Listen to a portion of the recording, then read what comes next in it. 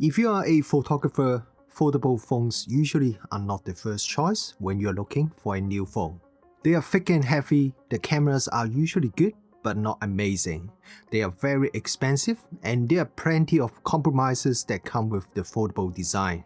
So that's why the last few times I upgrade my phone, I didn't even consider a foldable. Samsung recently released its latest foldable phones and invited me to the pre-launch event, so I got a chance to play with them before it was announced. At first, I thought they were not really for me, but after spending some time with them, I started to question that assumption. Are my thoughts about foldable phones still valid? After all, Samsung's foldable are now in their 8th generation. Maybe it's finally time to take another look and see is it finally time for photographers to seriously consider one. I have been using the Galaxy Fold 8 Ultra as my daily phone for the last 2 weeks. Let me share my thoughts. What are the real pros and cons? Along with some photos and videos I capture with this latest Samsung foldable phone. While I want to focus mainly on the photography side of this phone, let's first have a quick overview of its spec and overall design because after all, it's Samsung's flagship foldable phone. Fold 8 Ultra is the successor to the Fold 7, but Samsung has added the Ultra name to this generation to leave room for the new, smaller Fold 8. Build quality is the usual premium Samsung standard. My review sample is the violet shadow color and it looks very elegant. I also love the matte finish. The metal construction feels very high quality, but like most premium metal phones, it does feel a bit slippery, and this one feels even more slippery than usual. I was genuinely worried that I might accidentally drop it. If that happens, then I would need to have an awful chat when I return the phone. Luckily, no accident happened, but I would definitely buy a case if I were getting this phone. The phone has the latest Snapdragon 8 Elite Gen 5 processor. It feels really snappy. Graphics-intensive games run very smoothly, even at the highest graphics settings. The speakers also sound surprisingly good.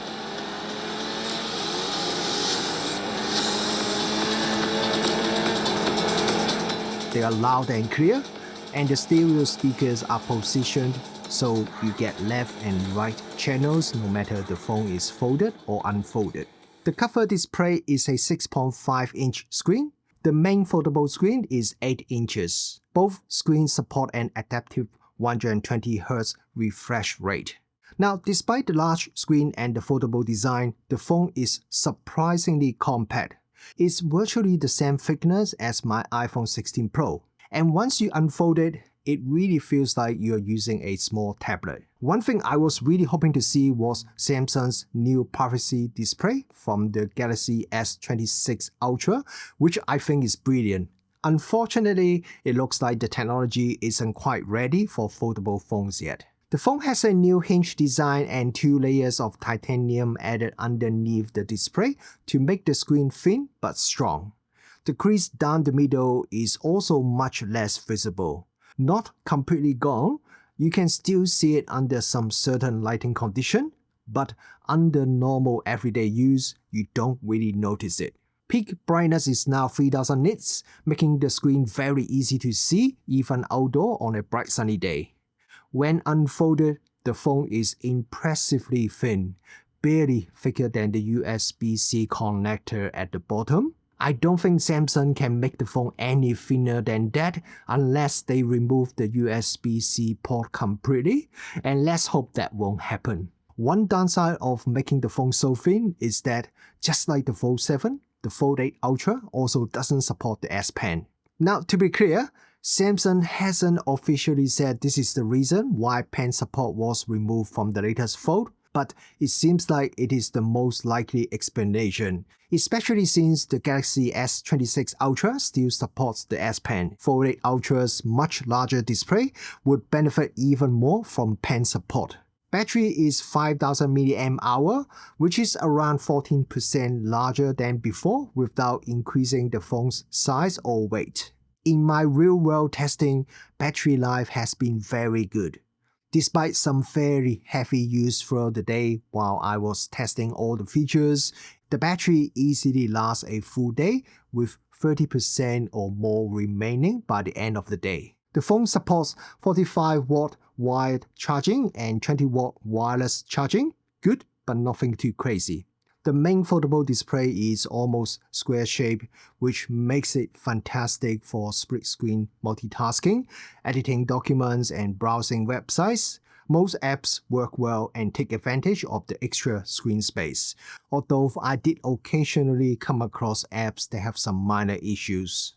When watching YouTube videos, you often end up with fairly large black bars, so a significant portion of the display is not being used. I find myself using the front cover screen most of the time. It's actually a little bit bigger than the screen on my iPhone 16 Pro, so it already feels like an upgrade to me. But whenever I sat down, I would unfold the display and make use of the extra space. I will also talk about how the larger screen affects my photography a bit later. One thing slightly annoying is that the Fold 8 Ultra doesn't sit flat on a desk when unfolded because of the fairly large triple camera module on the back. But since these cameras are much better than what you normally find on a typical tablet, so this is a reasonable trade-off. Okay, now let's talk about the cameras, which are really my main focus of this review. First, a quick look at the specs. It has a triple rear camera setup. The main wide-angle camera is 200 megapixel with f1.7 lens. The ultra-wide-angle camera is 50 megapixel with f1.9 lens, and it has a 120-degree field of view. Then there is a 10 megapixel 3x telephoto camera with f2.4 lens. All these three rear cameras support PDAF autofocus and optical image stabilization. Then there are also two 10 megapixel selfie cameras, one on the cover screen and one on the main screen. So pretty solid specs and some small improvements over the previous generation, on paper anyway. So how does it perform in the real world? Over the last 2 weeks, I shot about 1,000 photos, and I found the image quality is decent overall. Nice colors, sharp, actually maybe a little bit too sharp for my taste, but for everyday photography, it does its job really well. Samsung's computational photography does an excellent job of handling extreme high contrast scenes or low light. On top of the 3x telephoto lens, the phone also offers digital zoom all the way up to 30 times. Digital zoom is basically achieved by cropping and upscaling, so naturally the image quality drops the further you zoom in. I found photos up to around 10 times digital zoom still perfectly usable, especially for social media or viewing on the phone.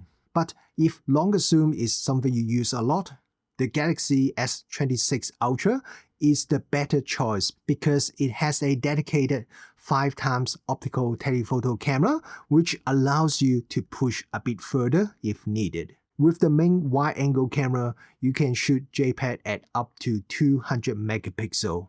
The 200 megapixel photo does capture noticeably more details than the 50 megapixel and the 12 megapixel JPEGs, so it's definitely more than just a marketing gimmick. For more serious photography though, I prefer shooting RAW even though it's only 50 megapixel maximum. The RAW file gives me much more flexibility when editing, and it also avoids JPEG files slightly over-processed smartphone camera look. If you also want to shoot in RAW and want to get the best results, I will focus on protecting the highlights and avoid blurring them out. As long as you expose carefully, the RAW files from the Fold 8 Ultra are very nice for a phone camera. I also edited quite a few RAW files directly on the Fold 8 Ultra, which I will talk about more in a moment. As I like to shoot photo in RAW format, I quite often shoot in the Pro camera mode. But I noticed every time after I close the camera app and reopen it later, it would switch back to the default camera mode, meaning I had to manually change back to Pro mode, which I feel a bit annoying. That is, until a few days ago, I found out there's actually a fairly hidden setting called Setting to Keep.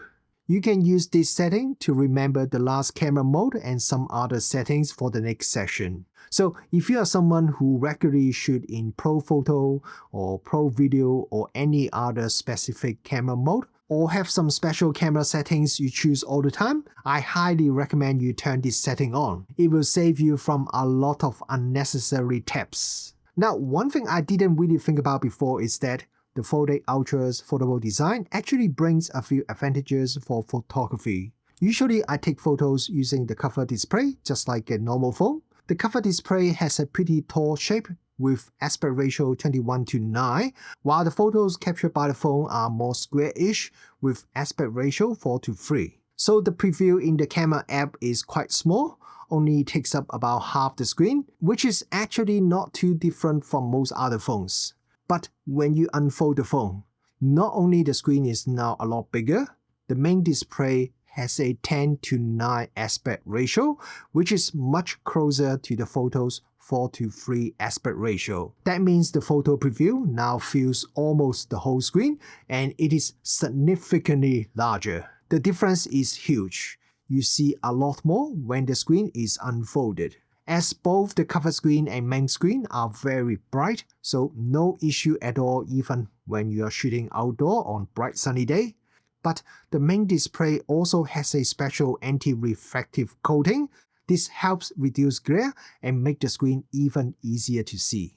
Another way to use the main screen when you are taking photo is that you can split the screen so you have one half showing the photo that you just captured, while the other half stay in shooting mode. While the preview is now much smaller, it is a really convenient way to quickly review your shots or pick your favorites without constantly switching between capture and playback. Another advantage of the foldable design is for selfies. Instead of using the front camera, you can unfold the phone and use the rear camera while framing yourself using the cover screen. As we all know, the rear cameras are much better quality than the front selfie cameras, so you can capture better quality selfies. But now you also have the option to choose between the wide angle, ultra wide angle, or even telephoto camera. And there's another thing I find is also very useful.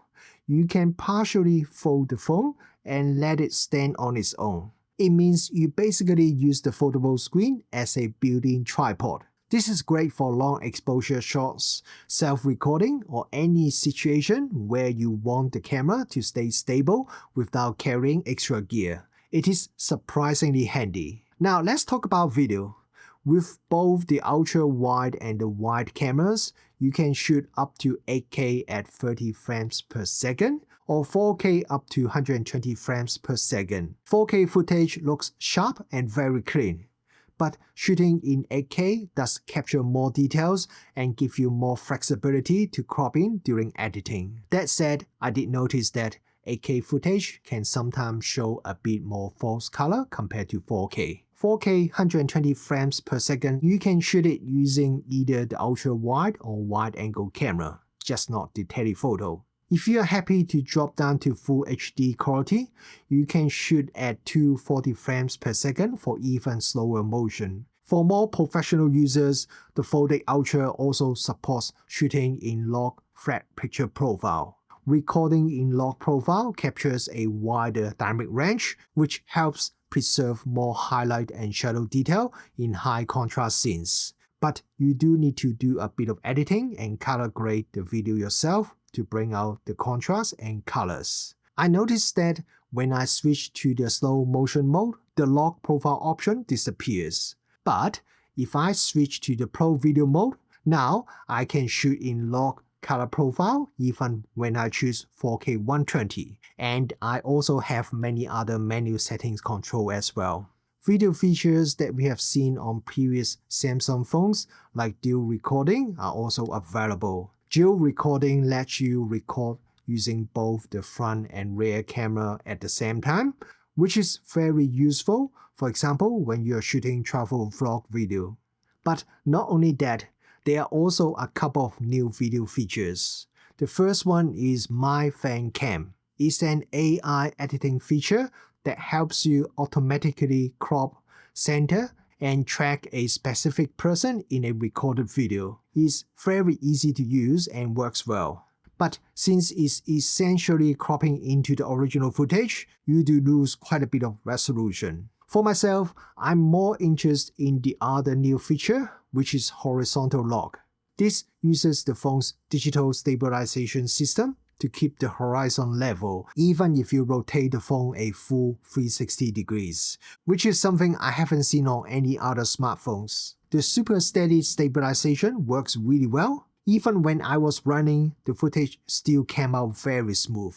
Now, there's one thing that did confuse me at first. I noticed that the field of view actually become wider when I turn stabilization on and narrower when I turn it off. This is the opposite of what I expected. Normally, electronic stabilization crops in slightly, which would make the field of view a bit narrower. So it turns out this is because the phone automatically switches camera depending on the stabilization setting. When stabilization is enabled, it switches to the ultra-wide camera. When disabled, it switches back to the normal wide-angle camera. So once I figured that out, it makes a lot more sense. These days, a lot of my friends edit their photos or even videos directly on their phones. It's something I don't do very often, mainly because even with a reasonably sized phone like my iPhone 16 Pro, the screen size still feels quite limited. I find it a bit awkward using editing apps as the photo ends up competing with the interface for that very limited screen space. But this time, with a foldable phone, I decided to give it another try. I started by installing Adobe Lightroom and editing some of the raw photos I captured with the Folded Ultra. The first thing I noticed was how smooth everything felt. Loading raw files was quick, and the larger screen also made a big difference. There's simply more room for both the photo and the editing controls, which makes the whole process much more enjoyable.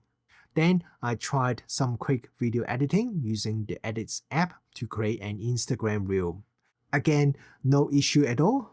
I was able to edit, render, and send it straight to Instagram without any hassle.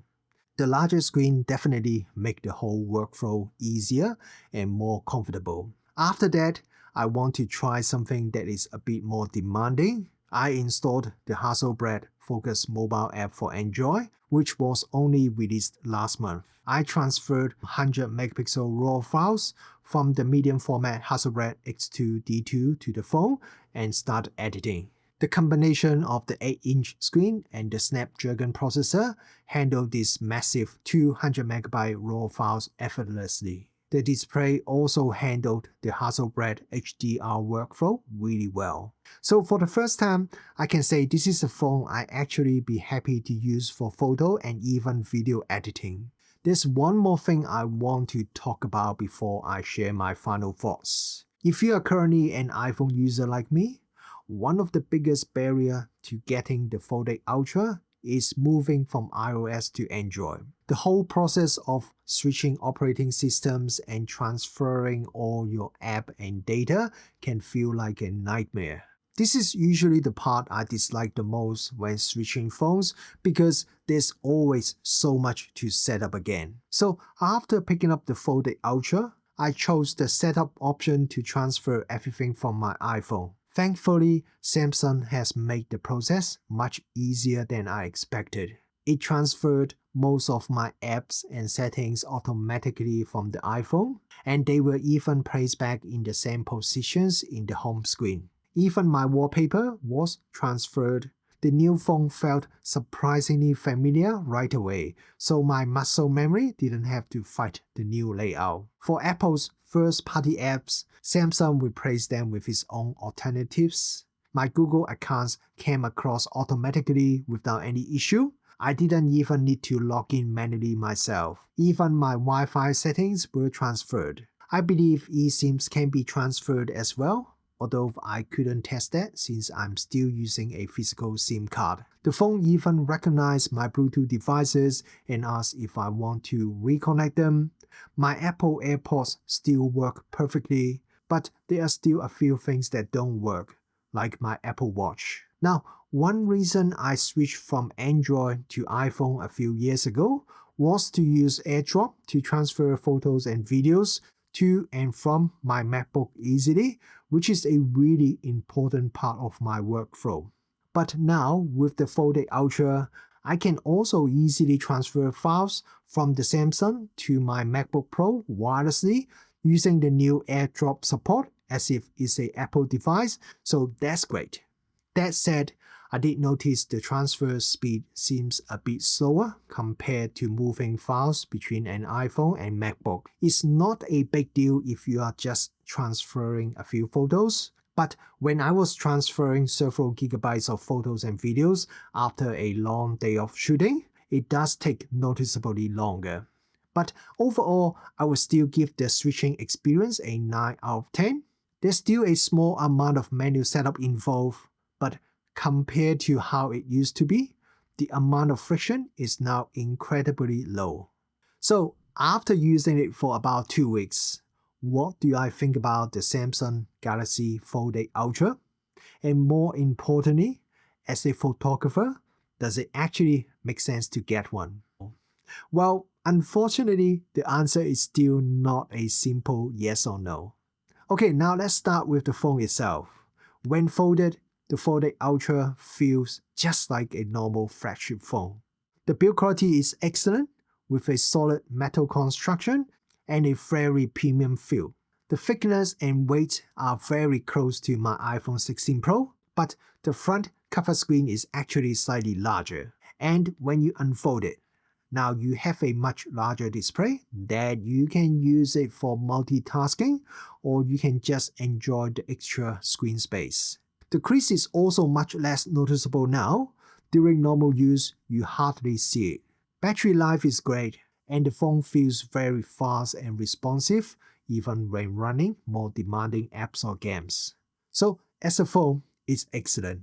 Now let's talk about the cameras. The triple camera system on the back is solid. I captured a lot of very nice quality photos, and the 200 megapixel JPEG does capture more details compared to the typical 40 to 50 megapixel smartphone JPEG outputs. 8K video is very sharp and detailed, and 4K 120 frames slow motion video also looks great. For more serious photographers and filmmakers, you have raw photos and log videos that give you more flexibility. But while everything is good, at the same time, this is more or less what I expected from a 2026 flagship. There's nothing that really surprised me or blew me away, maybe apart from the 360-degree horizon lock feature, which is a really useful feature that I haven't seen on any other phone before. However, while the cameras themselves didn't completely blow me away, the foldable design did surprise me, as it gave me some real advantages that a normal phone simply cannot offer. I can use the higher quality rear cameras for selfies and choose between different cameras. I can have a much larger screen when shooting. The foldable hinge also works like a mini tabletop tripod, which is genuinely very useful in real-world situations. And with the large screen and the latest Snapdragon processor, this is the first time I genuinely enjoy editing photos and videos on a phone. I can shoot, edit, and post everything when I'm still out. As a photographer and content creator, especially with how important social media has become, being able to shoot and edit on the same device immediately is a huge advantage. So coming back to the original question, does the Fold 8 Ultra make sense to a photographer? I think the answer really depends on what you value. The biggest factor though is still the price. Here in New Zealand, the Fold 8 Ultra starting at around 3,500 New Zealand dollar. It is a very expensive device, and that really makes the decision a lot more personal. For some people, the combination of a great phone, a capable camera system, and a pocketable tablet will absolutely justify the cost. For others, it might be harder to make that case. So rather than giving you a simple yes or no, I think this is one of those devices where you really have to decide based on your own needs and how you plan to use it. So maybe let me know your thoughts. Would you be anxious in getting this Samsung Galaxy Fold 8 Ultra or not?